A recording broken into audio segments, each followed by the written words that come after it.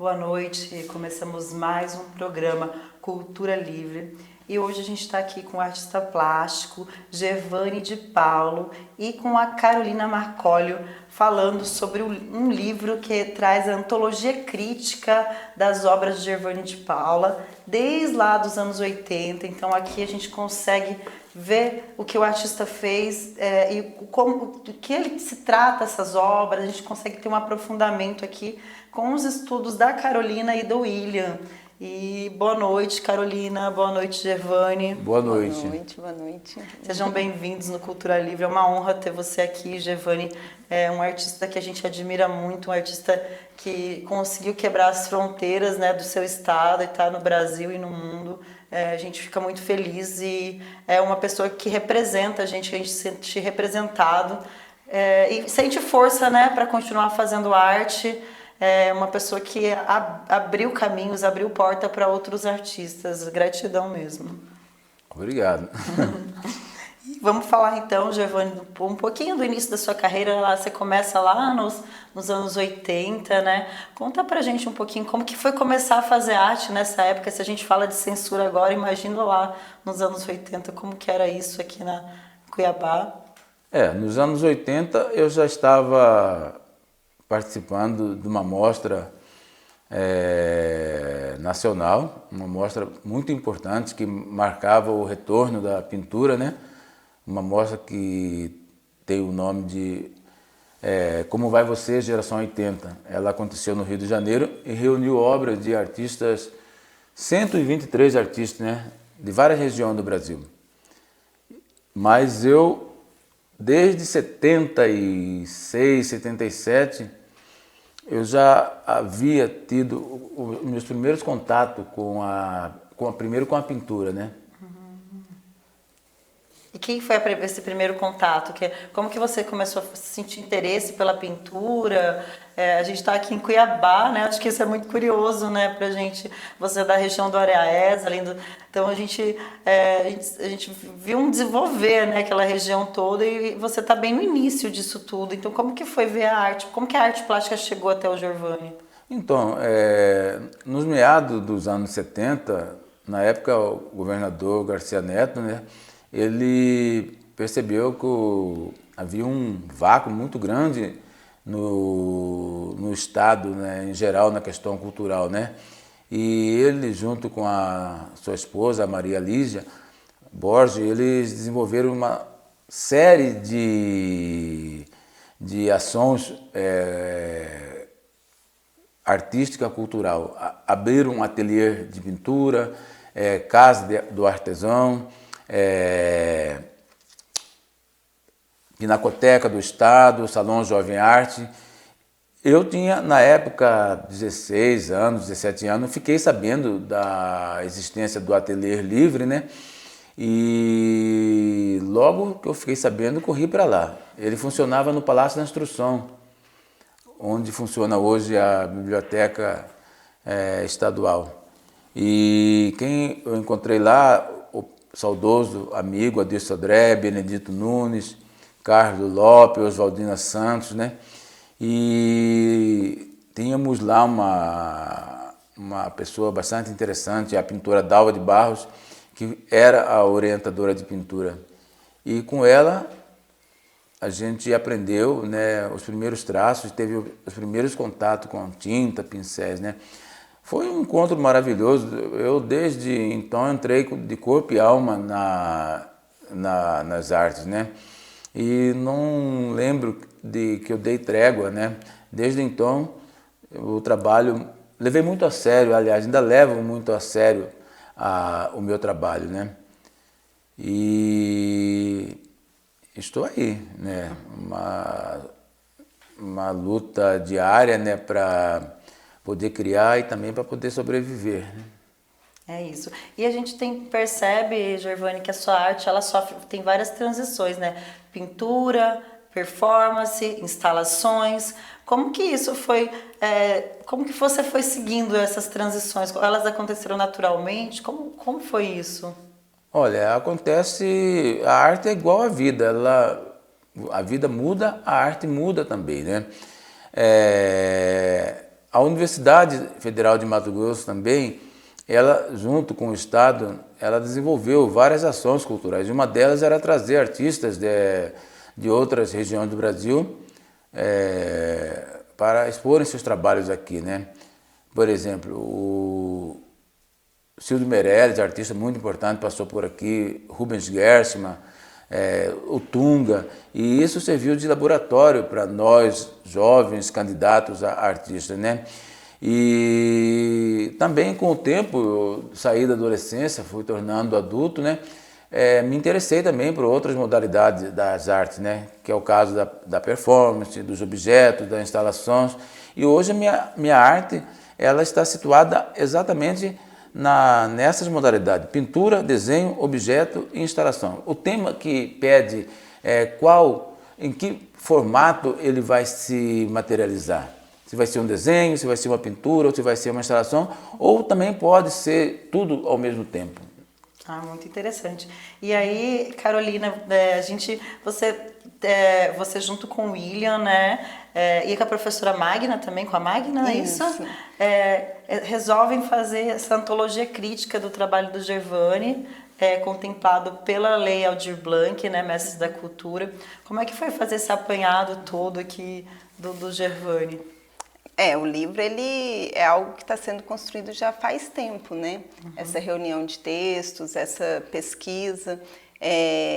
Magna começa o trabalho, mas em 2019 ela nos deixa, né? E aí, mas já tinha todo esse levantamento, né? Gervani e Magna, quando ali na década de 90, eles atuam muito na produção dentro do Estado, né? Nos anos 2000 também, que é o momento que eu começo a trabalhar com eles. E aí é o momento que começa a construção da reunião de toda essa pesquisa, né? E aí, que bom que veio o edital e a gente pôde materializar esse primeiro processo, né? Em reunir os textos que já foram publicados sobre ele, alguns textos inéditos, como o do Ricardo Guilherme Dick, da própria Magna, que também está compondo o livro, e aí nasceu. Pensamos que vai ser algo bom para quem pesquisa, vai ser algo bom para quem gosta de arte, para quem quer conhecer um pouco sobre a história da arte produzida aqui em Mato Grosso, né? Que, assim, pensamos que não deixa nada a desejar com o restante do país. Na última exposição de 2016 de Gervani, por exemplo, a gente teve aqui o crítico de arte Frederico Moraes, e ele foi muito enfático em dizer que a produção de Gervani é muito potente, não deveria ficar somente a Cuiabá, Mato Grosso, que ele tira da pasmaceira, né? Ele usa até esse termo, o que está sendo produzido fora do Estado. Fora do Estado, às vezes ele diz que está muito repetitivo, e Gervani tem uma explosão, né? É o que ele comentou. Tem pintura, tem desenho, tem objetos, tem instalações, a Aline chama ele de turbilhão criativo, né? Que produz muito sem encanhar nada, né? Nem produto, nem quantidade, nem tamanho de peças e nada. Sim, muito interessante. E Gervani também, nas suas obras, está muito o deboche, né? A gente já entrou em várias exposições que você começa a rir, assim, é muito debochado, então é muito engraçado. E também o zoomorfismo, né? Figuras zoomórficas. Fala para o público um pouquinho sobre isso, sobre o zoomorfismo, essas figuras. E o deboche também, que é uma marca registrada sua. Então, eu vivo numa região onde nós vivemos em 3 ecossistemas, todo mundo costuma falar, e é verdade, né? Que é Cerrado, Floresta e Pantanal. E todos esses biomas são habitados por animais, né? E eu parto do regional, da natureza, né? Vive, né? Ele é meu trampolim. E servem como elemento, como inspiração do meu trabalho. Por isso que aparece eu, às vezes, vestido ou metaformizado em animal. E eu gosto muito do tuiuiu, né? O tuiuiu aparece muito na minha obra, né? Às vezes aparece sendo moído, sendo castigado. Às vezes aparece em toda sua plenitude, em sua beleza plástica, aquele vermelho, preto e o branco, né?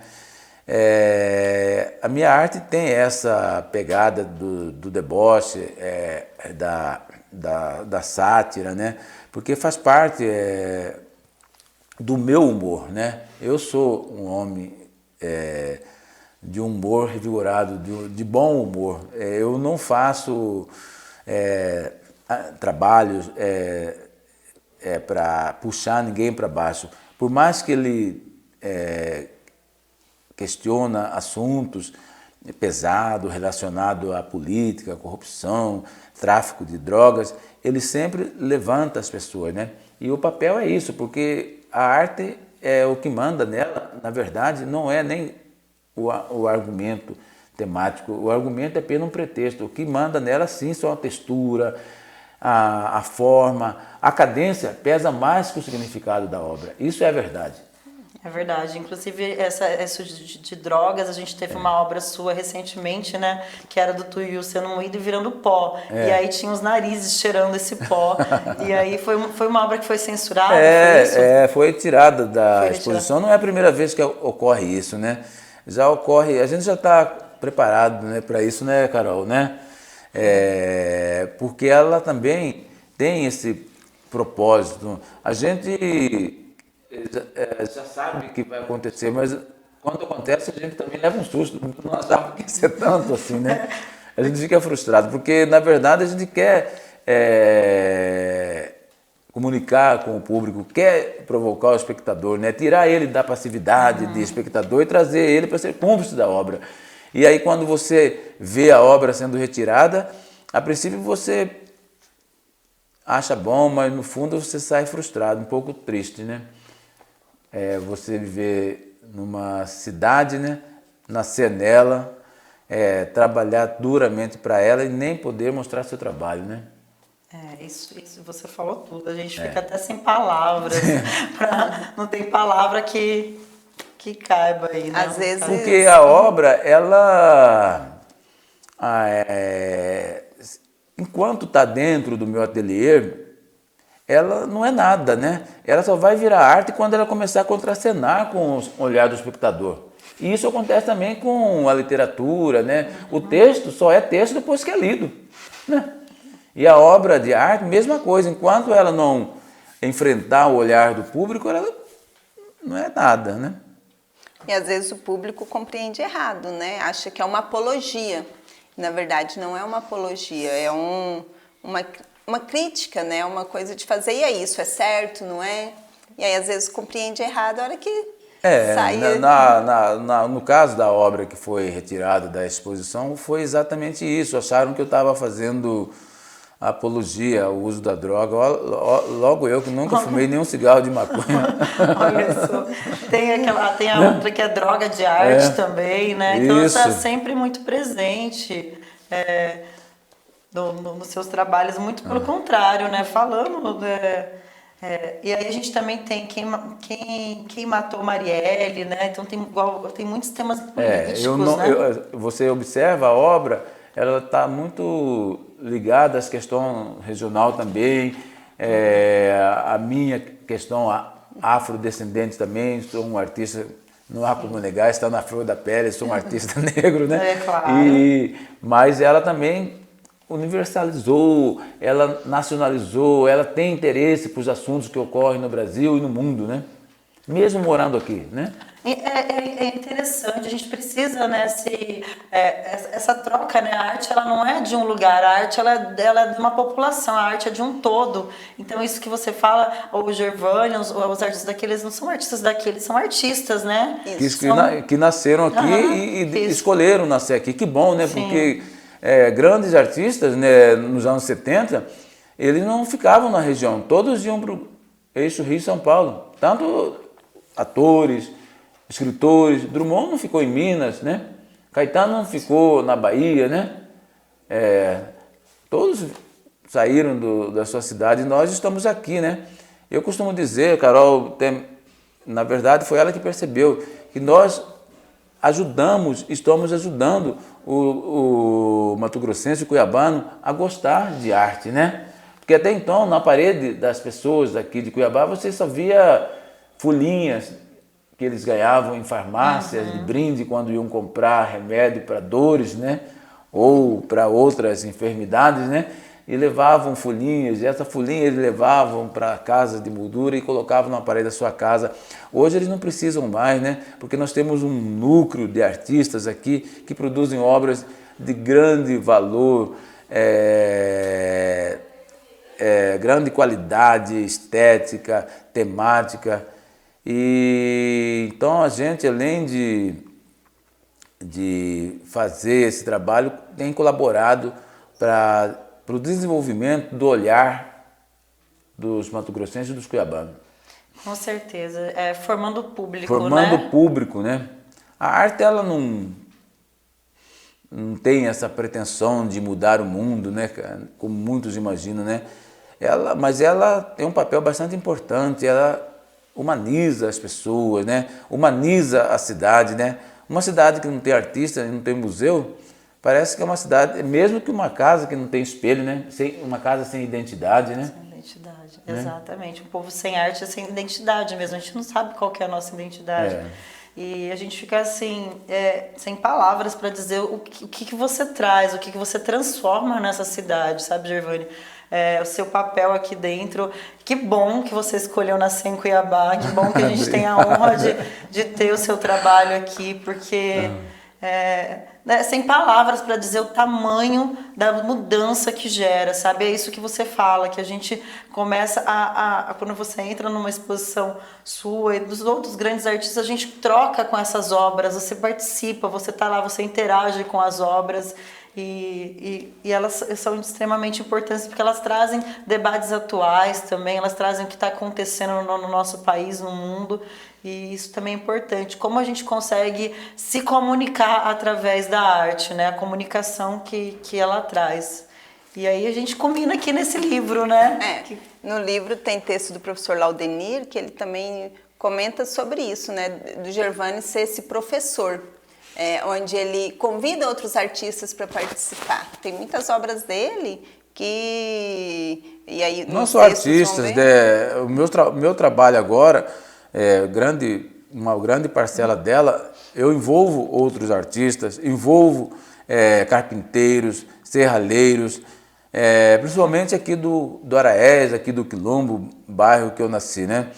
E é muito legal, principalmente trabalhar com os profissionais que não teve acesso à arte, a alegria, a surpresa dele quando a obra vai ficando pronta, né?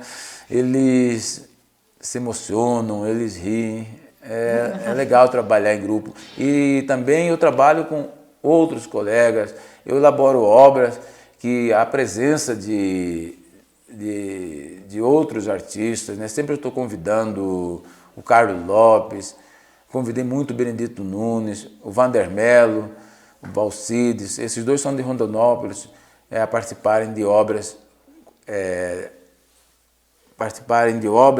na execução mesmo, junto comigo, né? E o resultado sempre é legal. Uma troca, né? Que acaba fazendo uma arte conjunta, né? Conjunta. A arte contemporânea permite isso, né? A arte contemporânea é a arte que está mais próximo à vida, né? Ela é praticamente o dia a dia, né? Mas numa linguagem artística, né? Uma linguagem de textura, de estética. Não é uma linguagem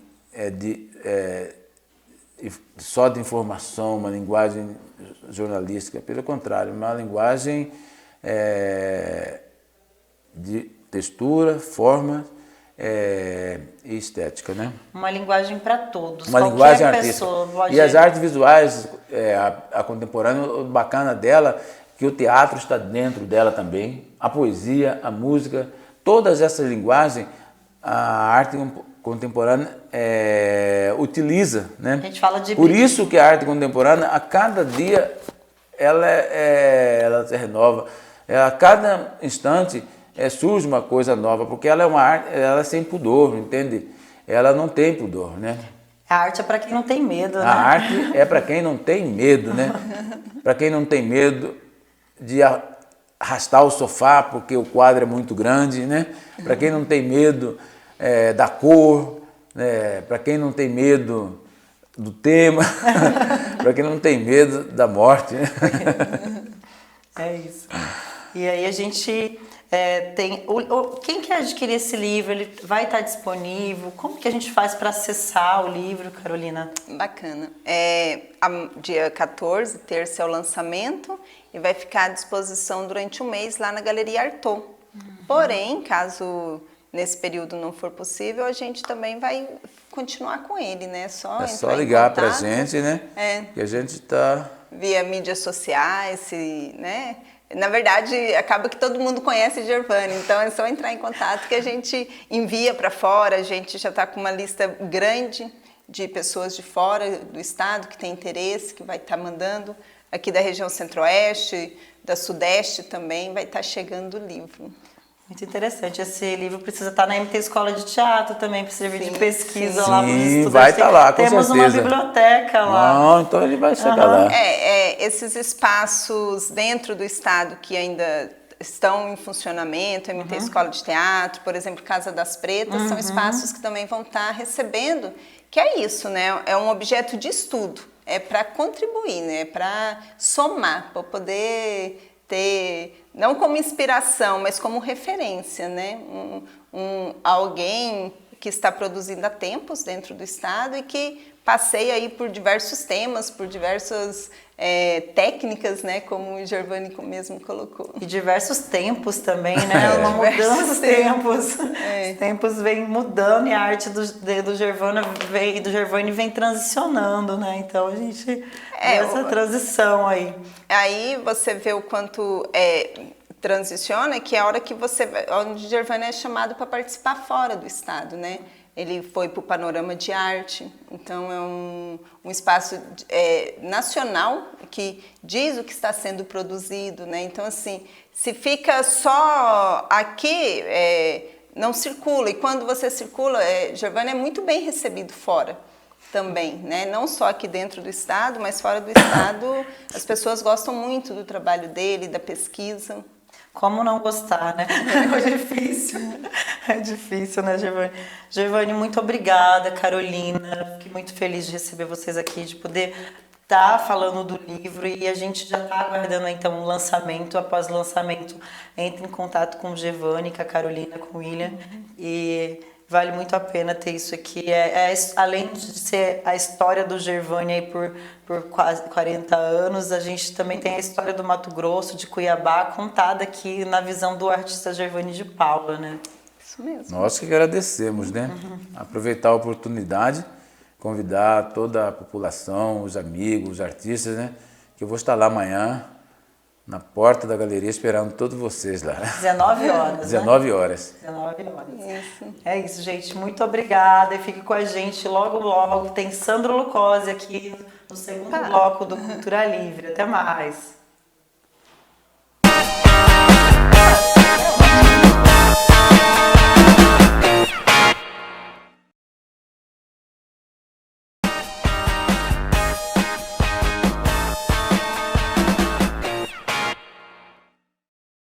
Voltamos com Cultura Livre e agora a gente está aqui com o Sandro Lucozzi e o Cultura Livre está com o coração assim cheio de amor e afeto porque sai Gervani de Paula e entra Sandro Lucozzi num único dia, gente.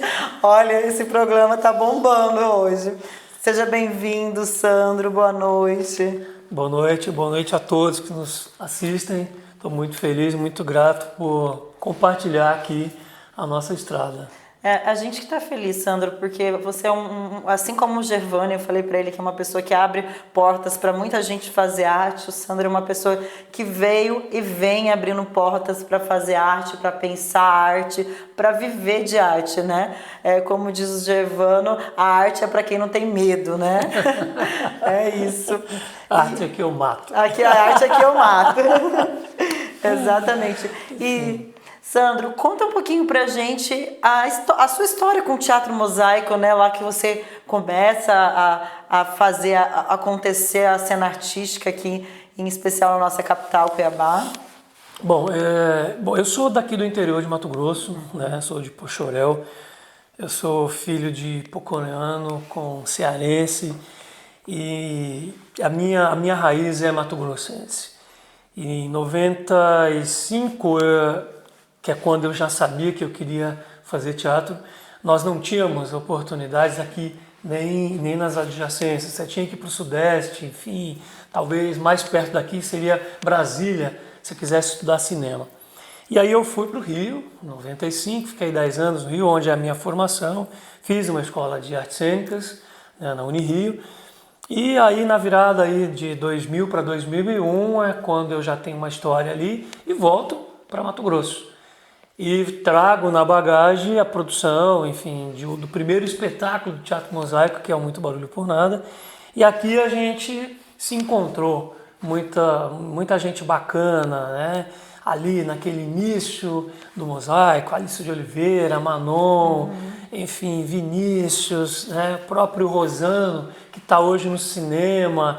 Uma galera, muita gente bacana. Então a gente se juntou e éramos ali, né, 9 pessoas fazendo teatro, fazendo Shakespeare em Cuiabá, esses anos 90, né, um Shakespeare com folclore brasileiro. Então, desses primeiros passos foi que surgiu a Companhia Teatro Mosaico e que, né, como você colocou aí, realmente agregou muita gente bacana, que dali cada um foi seguindo as suas histórias, os seus caminhos, com ou sem o teatro, mas eu tenho certeza que essas pessoas estão hoje encaminhadas através daquilo que o teatro sempre nos ensina. Exatamente. E você também trouxe algo muito marcante dentro do Grupo Mosaico, que era o teatro de pesquisa mesmo, né? Sim. Então você sempre foi um professor, né? Tipo, de trazer material, de pesquisar, a galera ficava curiosa, os papos eram mais... A gente tinha uma maneira de fazer teatro que era um pouco além só de decorar um texto. Então você tinha uma equipe multidisciplinar ali atrás. Você tinha um preparador de voz, você tinha uma preparadora corporal, né? Pelo menos ali alguém fazendo um arranjo de acordo com que aquela voz daquele ator ou daquela atriz possibilitava construir, cantar, né? E eu acho que uma coisa muito interessante que você me fez lembrar agora, começamos a fazer musicais sem recurso do microfone. Era tudo ali a capela, então assim... Tinha um que era itinerante, né? Tinha muita música. Sim, todos os espetáculos do Mosaico a gente sempre cantou muito. Então a gente tinha pelo menos uma preparadora física e uma preparadora corporal ali, né? Com a questão da preparação vocal ali tudo junto. Então você tinha que dominar tecnicamente, senão você não conseguiria jamais cantar, fazer um espetáculo de 60 minutos... cantando, né? Então a questão técnica foi uma coisa que isso talvez para Cuiabá naquele momento fosse algo que tivesse inovando. Sim. E a consequência era isso, era um teatro que demorava para amadurecer, mas quando vinha com tudo e casa claro, cheia, né? Formou muito público para teatro, né? A formação de público era grande. Muita gente viu ali. Muito Barulho por Nada, A Menina e o Vento, Nossa. Que a gente fez na Casa Cuiabana, né? A gente transformou o quintal da Casa Cuiabana num cenário lindo, né, para Maria Clara Machado. Depois veio que a gente estava conversando antes, o Alto da Estrela Guia, que é um espetáculo que nos levou para o Festival de Curitiba, depois nos levou para o Centro Cultural Banco do Brasil, no Rio de Janeiro, onde fizemos temporada. Né? E por último, mais recente, o Anjo Negro, que é um espetáculo emblemático, né, denso, uma temática super atual hoje, que é racismo. A gente estava fazendo isso já há 10 anos atrás com o Nelson Rodrigues, que fez parte da programação Palco Giratório, que viajou em 35 cidades do Brasil. É incrível, né, a proporção que criou-se o Grupo Mosaico, né, e ser muito sólido, né, muita pesquisa, muito estudo e também muita técnica, a preparação vocal e corporal é bem intensa, é uma marca presente no teatro que o Sandro traz, né, para Cuiabá, que ele nasce aqui, vai e retorna, essa coisa de transitar pelos lugares e que você traz. Eu tenho que dizer a você, Elô, que eu sou muito grato por todas as pessoas com quem a gente compartilhou. É claro que a gente precisa amadurecer isso e olhar para trás e entender. Aliás, vim nesse programa aqui hoje me convidou a pensar assim, nossa, o que a gente poderia falar? Porque o tempo da TV e tal. Mas eu fiz um balanço, um retrospecto, e eu posso dizer a você assim, a gente inovou trazendo ali os profissionais, mas Anjo Negro, por exemplo, era uma coleção, eram 12 pessoas em cena, 12. É muita gente. E aí a gente ia aprendendo com o talento de cada um. Por exemplo, eu sou super grato a um ator do interior, que é o Genival Soares, que é um mestre em capoeira. O Genival trouxe e botou todo o elenco jogando capoeira na preparação física de Anjo Negro. E aí você pega o outro que domina a questão ali da voz. Então, a Dani Sardinha, que hoje se tornou fonoaudióloga, sabe assim, uma pessoa que já era atenta, já estava estudando voz. Então era uma coisa que eu fui aprendendo, era não impor, mas tentar olhar para aquele artista, o que ele tem de bacana. Então, a gente incorporava aquilo que cada um tinha. Colocava a luz lá, colocava o holofote. Incorpora o corpo, aí já vai virar pesquisa mesmo. Você incorpora a possibilidade física que aquele ator te traz, você incorpora a cor da pele daquele, né? Que é uma coisa que lá atrás, hoje a gente seria acusado de blackface, por exemplo, na nossa montagem de Anjo Negro. Para você ver o tanto que a coisa em 10 anos virou de tal maneira, mas nós tínhamos atores com características afrodescendentes, mas não eram atores de pele negra. E, no entanto, nós estávamos discutindo negritude, né? A questão do negro. E aí, como é que a gente fazia? Então, a gente tinha um recurso de maquiagem que tentava realçar os traços, o lábio, o nariz, enfim, né? Os traços mais negros dos atores. Mas isso há 10 anos atrás. Hoje eu não poderia fazer isso porque eu seria acusado de blackface, que é uma coisa que eu jamais gostaria de me propor, não é essa. Sim. Mas, enfim, não tinha esse estudo, não se falava disso, né? Na verdade já existia, mas não era com essa contundência do politicamente correto que está hoje, que se tornou uma coisa muito chata. Sim. Né? E de tal maneira que talvez hoje eu não poderia fazer Anjo Negro, como não poderia fazer um outro espetáculo, a gente pode conversar mais, que é o Corpo que Transita. Então, assim, enfim, questões. E, produção, a gente tem aí um trecho do monólogo Peer Gynt pra gente dar uma olhada e a gente falar um pouquinho sobre ele também. Dessas e outras fanfarronices, Peer Gynt não era bem-vindo nos lugares. Mesmo assim, ele foi à festa de casamento de Hagstead. Chegando lá, as pessoas o olhavam de lado, falavam mal dele. Isso aí não é Peer, filho do Gynt beberrão. Isso aí com os pais que tem é natural que seja um Zé Ninguém. Isso aqui não é Peer, é Peer. Dizem que até pouco tempo a noiva de hoje gostava de ti, não é?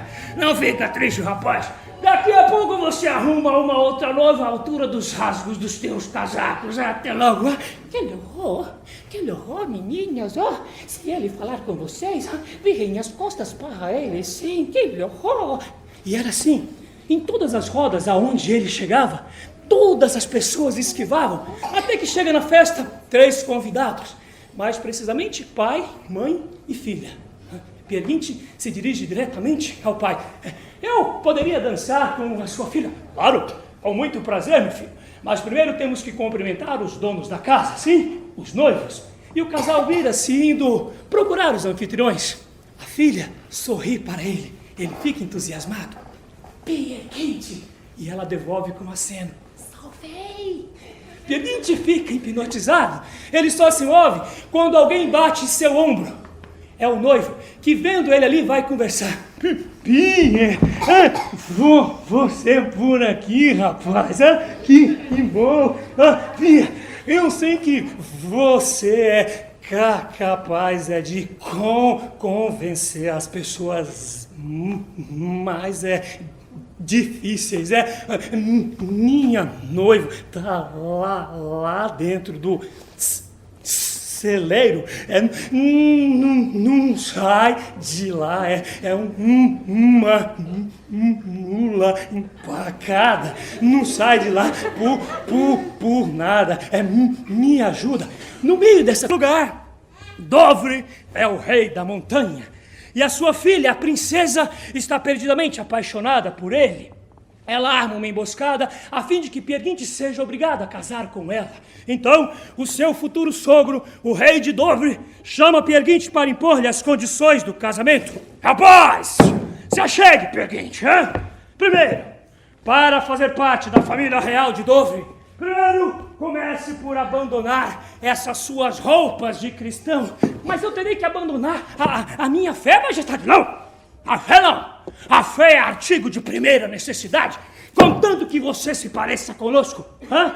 Você pode acreditar no que você quiser. Hã? O negócio são as aparências, hein? O negócio é ter mais do que ser. Vamos, Peer Gynt, vamos fazer de você uma cirurgia para arrancar a natureza humana. E vamos arrancar o seu olho esquerdo. Assim, o olho direito nós vamos cortar com um estilete para fazer uns arranhões, para que você fique assim meio vesgo e passe a enxergar as coisas perfeitamente tortas como elas são na vida. Feito isso, rapaz, basta seguir fielmente, pois saiba que os olhos são a fonte impura de onde brotam as lágrimas amargas da vida. Ora, se o teu olho te faz sofrer, arranque-o. Não é assim que ensina? Depois disso, o terceiro e último requisito, rapaz, basta seguir fielmente ao lema de bastar-se. Isso não será uma tarefa difícil para você, Peer Gynt, Isso merece uma comemoração ao novo membro da família real de Dovre. Um brinde a Pierre Dovre. Pierre Dovre, que legal, majestade. Vossa majestade tem razão. Olha só, vão arrancar o meu olho esquerdo. Veja, majestade, por isso não me interessa. Eu abro mão do meu ex-futuro cargo de nobre na família real de Dovre, majestade. Voltamos com Peer Gynt e incrível esse trabalho, né? Que trabalho de ator, de corpo, de voz. Quantos personagens, Sandro? Então, ali são 13. Originalmente, Peer Gynt é um clássico com mais de 60 personagens, entre os protagonistas e aquelas figuras. Nessa versão, eu adaptei para 13. Né? São os 13 que mais conduzem a transformação do Peer Gynt. Um grande aprendizado. Isso foi um grande presente para mim, no sentido de que eu fui chamado para dirigir esse espetáculo. Leandro Carvalho, na época, com a orquestra, me convidou para dirigir. Só que eu já estava ali naquele movimento após o Anjo Negro, querendo fazer um trabalho solo. E chegou numa situação que eu tinha que apresentar a concepção do espetáculo. E eu não conseguia. Falei, eu posso ler pelo menos para a equipe? E aí eu fui ler o texto originalmente, fazendo ali uma diferença de vozes de um personagem ou outro. E aí, claro, o ator é isso, né? Você percebe a hora que está funcionando aquilo ou não. Eu vi que a leitura já conseguiu prender a atenção das pessoas, ou seja, né, o Ibsen, que é o autor dessa história, é genial. Eu falei, peraí, então isso aqui tem um... Aí eu vou fazer uma versão mais curta e vamos ver se... Chamei uma equipe, mostrei, fazendo já uma proposta já corporalmente, né, com a diferenciação de personagens, e ali deu para entender que o espetáculo funcionava. Foi assim que nasceu o Peer Gynt. Incrível, incrível. Assim como o Peer Gynt, a gente tem um trabalho também que agora, acho que é um dos seus mais novos, que é o Corpo que Transito. Ele ele vem de uma pesquisa de doutorado, é isso, sim, Sandro? Sim, então eu sou cria do Estudos de Cultura Contemporânea aqui da Universidade Federal de Mato Grosso. Foi aonde nasceu, então era uma proposta de doutorado de estudar o artista criador, né? O ator criador. E que ali, para diferenciar desse termo, né, que já é um termo oriundo europeu, né, o ator criador, eu propus uma audácia a partir da leitura, que é o artista que cria, não simplesmente cria, mas aquele ator que cria aonde a sua criação está ligada com alguma causa que o artista vem vivendo. Isso eu aprendi com um grupo importante, que é o Ihuascani no Peru, que é um grupo que conta, né, através dos seus espetáculos, narra a história, né, a história não oficial do Peru. Então são extremamente engajados, e aí nesses intercâmbios eu fiz um intercâmbio com eles, onde eu fui até o Peru para conhecer e entendi a importância do artista estar envolvido em uma causa. E não simplesmente envolvido por simplesmente envolver, mas um artista que se doa, que se entrega. E ali naquele momento me incomodava muito a questão das violências todas relacionadas à questão do gênero. Mais precisamente as pessoas LGBT. Afinal, eu fui me dar conta de que na minha infância eu também sofria o que hoje seria bullying, o que hoje é um assédio. Eu também fui vítima de violências todas relacionadas a gênero. E como eu aprendi a construir espetáculos onde a gente possa utilizar as nossas memórias, os nossos passados, transformar isso em obra de arte, foi aí que nasceu o Corpo que Transito, onde eu fui encontrando pessoas que serviram como um norte, como inspiração, como a Luma Nogueira, que é a primeira travesti reitora de uma universidade federal no Brasil, Laerte, o próprio João Nery, que é o primeiro transhomem do Brasil. Essas pessoas vieram aqui em Cuiabá e foi no contato, através de palestras, na própria universidade com essas pessoas, que eu fui me dar conta da história dessas pessoas.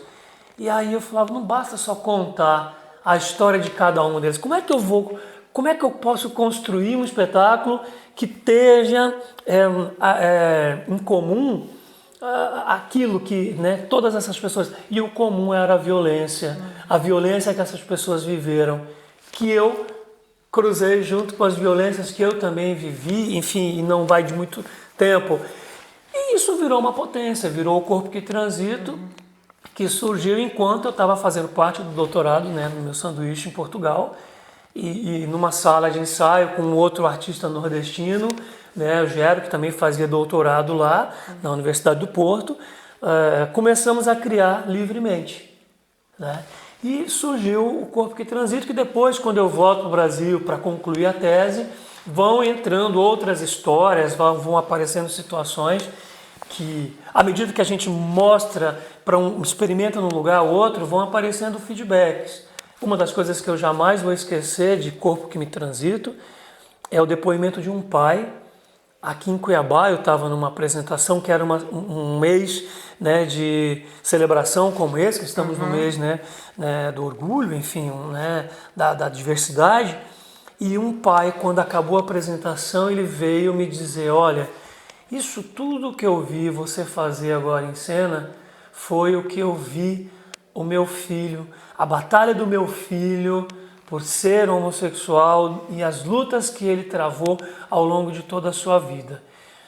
E aí, de repente, eu estava ali catando, recolhendo as coisas que sobram da apresentação, e aí ele falou assim, e vendo você catar tudo isso que está aqui quebrado, tudo isso que está aqui espedaçado, eu me vi catando os pedaços do corpo do meu filho no IML em Recife. Então, Elô, esse depoimento e outros, como eu fui ouvir quando eu fiz uma escola pública no interior do Rio Grande do Norte, que teve uma situação lá, que um garoto chegou e falou assim, talvez, se você tivesse apresentado essa cena aqui um mês antes na escola, o nosso colega não teria se suicidado. Então, assim, são coisas que você combustível para Exato, continuar fazendo. Você vai dizendo assim, continua, vai falando, aí continua experimentando, porque é isso. Então, Corpo que Transito, se eu posso dizer hoje, não é um espetáculo para bilheteria, é uma outra proposta. Inclusive, vou fazer agora no dia 28, no IFMT, me convidaram para fazer essa cena, fazer essa cena cada vez mais no chão da escola, porque as pessoas precisam falar sobre isso, precisam discutir a partir disso, e é incrível como a cena, quando ela chega nos lugares, surgem o diálogo, as pessoas conversam, elas ganham também força, encorajam em poder falar. É isso, eu acho que é isso, nós temos que falar, e é isso que eu tenho feito ultimamente. Que bom, Sandro. A gente tem aí, produção, cenas do monólogo Corpo que Transito, pra gente falar, que o público já deve ter ficado curioso. E outra, gente, segue o Sandro Lucozzi nas redes sociais, que lá você vai acompanhar todo o trabalho dele.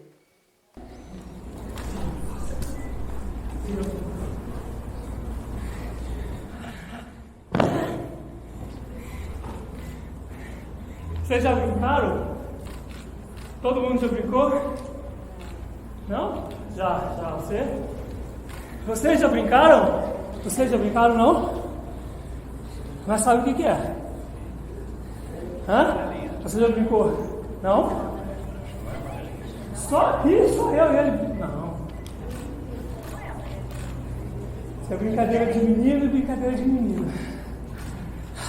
Coisa, né? Menino.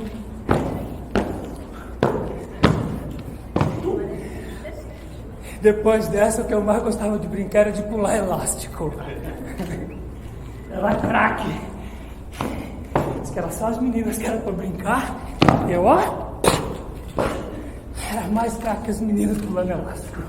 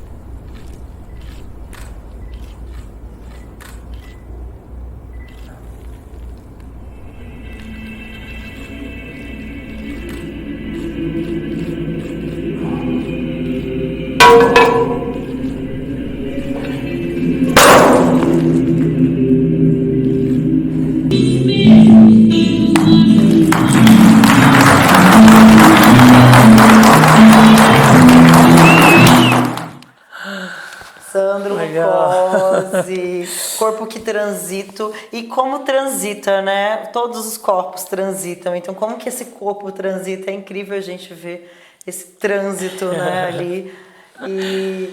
E falar desse assunto, igual você estava falando, né? E como que isso foi modificando. A gente estava falando como essa performance veio, né? Esse teatro performativo veio modificando, inclusive com o tempo, com o afetar e ser afetado pelo público, né, Sarança?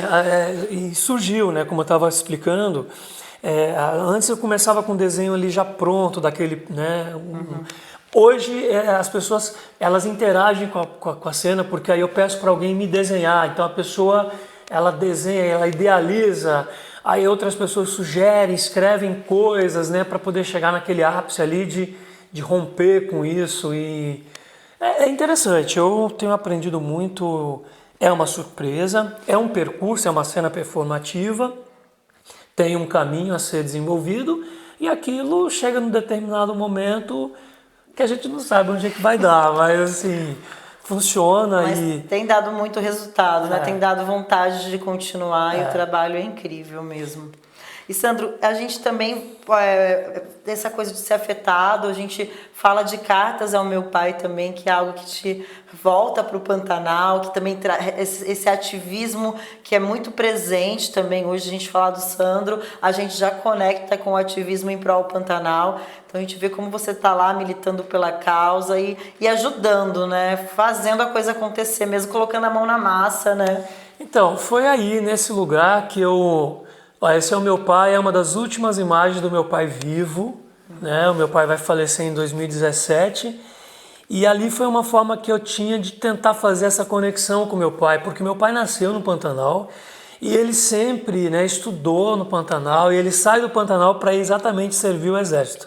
É aí onde ele põe o pé fora, vai para Cáceres, vai virar servidor público na Companhia Brasileira de Abastecimento e ali começa uma história linda, né, do meu pai, porque nessas andanças pelo interior do estado, como funcionário da Cobal, ele conhece a minha mãe. ele vai conhecer a minha mãe lá em Pochorel. E ali eles se casam, voltam para a beira do Rio Paraguai, ficam um tempo em Cáceres. A mamãe não se adapta, acho que ela tinha algumas concorrentes ali na área. Ela falou, não, virou para meu pai e falou assim, se você quiser continuar casada comigo, você vai atrás de mim. Então, e o meu pai sempre canta a música da Xalana. Então, a Xalana indo embora com amor, é a minha mãe indo embora de Cáceres para Pochorel. E aí eles foram construir uma história lá em Pochorel, a minha família continua, enfim, né, em Poconé, os meus avós continuaram em Poconé e tal, e foi isso. Então, quando começa aquilo tudo que a gente, infelizmente, vivenciou no Pantanal em 2020, o desespero do fogo, né, a luta pelos animais, aquilo me leva para o Pantanal, né, junto com uma equipe, e foi exatamente aí. Essa aí foi o meu primeiro dia no Pantanal ajudando a apagar. Eu estava indo levar essa água para alimentar uns animais que não tinham que beber. E a gente chegou a essa ponte, estava pegando fogo, e aí 5.000 litros d'água. Falei, joga aqui para poder, senão a gente ficaria ilhados todo mundo. Então, essa batalha aí virou ativismo que já estava ali, né, de uma certa forma latente, e de repente eu estava lá no Pantanal, levando comida para os animais, ajudando, inclusive levar a cesta básica para os ribeirinhos que perderam suas roças. E eu pensava, bom, se criar tem que estar atrelado, uma das possibilidades é estar atrelado a alguma causa, essa minha causa hoje é o meio ambiente, essa minha causa hoje é o Pantanal. Então, e essa cena ali, ó, carregando esse coxo, me fez lembrar a cena que meu pai, que estava lá no arquivo que eu não me lembrava. Falei, nossa, meu pai carregando um coxo na cabeça. E aí foi costurando isso. Esse vídeo que a gente vê agora, que está nas redes, é uma forma que eu encontrei de atuar, ser ativista e, ao mesmo tempo, conseguir atuar durante a pandemia, onde estávamos todos trancados dentro das nossas casas. Então, foi uma maneira que eu encontrei de transformar em dramaturgias o cotidiano. Então, o meu cotidiano no Pantanal virou um filme, o meu cotidiano com o meu filho, que tem a carta ao meu filho, virou um filme, e ali a gente vai, né, transformando isso.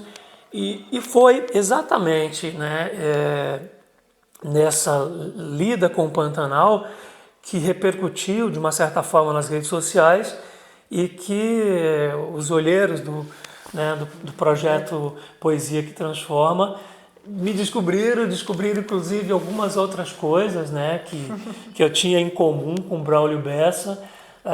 Nós, né, eu e a Carla e o Braulio e a Camille casaram num curral, então nós escolhemos o ambiente, né, da roça para celebrar o nosso casamento. Agora, dia 24 de junho, faz 5 anos que nós casamos num curral. E foi aí que surgiu o convite para poder ajudar a construir esse projeto, que é um projeto lindíssimo, né? Nós estamos ali dentro de um dos programas que fala do amor. O amor entre seres humanos, o amor pelo chão, pela terra, o amor incondicional. Então a gente está ali dentro daquela janela, né, para ajudar a contar a história de como a poesia, né, transforma. Então a gente está ali dentro do projeto do Braulio Bessa. E tá aí, né? Tá no Globoplay, enfim, as pessoas podem acessar. E fora os N trabalhos de cinema que você já teve a oportunidade de participar, assim, você é um artista que, como eu falei no início, abre portas e encoraja a gente a falar, não, se vive sim de arte, a gente dá conta, com muito estudo, com muita dedicação, porque o Sandro é um doutor, né, já, então é algo que não é um cara que pesquisa, que... Sabe uma coisa que eu estava pensando vindo para cá? É assim,